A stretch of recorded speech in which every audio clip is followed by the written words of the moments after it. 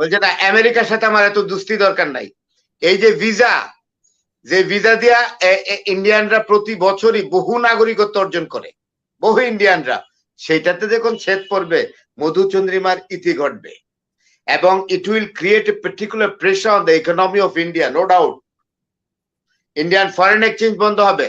ভারতের লোকদের একটা অভ্যাস আছে কিন্তু, জমানোর অভ্যাস, এবং আপনি কোন দেশের নাগরিকত্ব অর্জন করলেও এদের একটা ইউজুয়াল হ্যাবিট আছে। কলিমুল্লাহ স্যার আর মিঠু ভাই একমত হবেন কিনা, যে নাগরিক অন্য দেশের হলেও জমায়া জমায়া টাকা পুটলি করে দিল্লিতে পাঠায়। তো এই দিল্লির তহবিল কিন্তু কমে যাবে, শ্রিঙ্ক করবে, নো ডাউট, নো ডাউট। তখনই ভারতের সাথে যে আমেরিকার যে এতদিন যে সিয়াডো মধুচন্দ্রিমা চলছিল, এটা ছেদ পড়বে, নো ডাউট। আমরা তো ইয়া খাই না, আমরা কিছু বুঝি।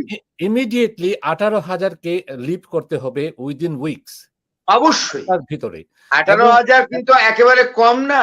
হ্যাঁ 18,000 প্রতি বছর টাকা জমায়া জমায়া সেভিংস এর যে পিকচারটা দিল্লিতে আসে, এটাতে কম হলেও একটা প্রেসার পড়ছে, এবং তাই না? তার পিছনের যে চেইন লিংক, সেই চেইন লিংকে আছে 8 লক্ষ।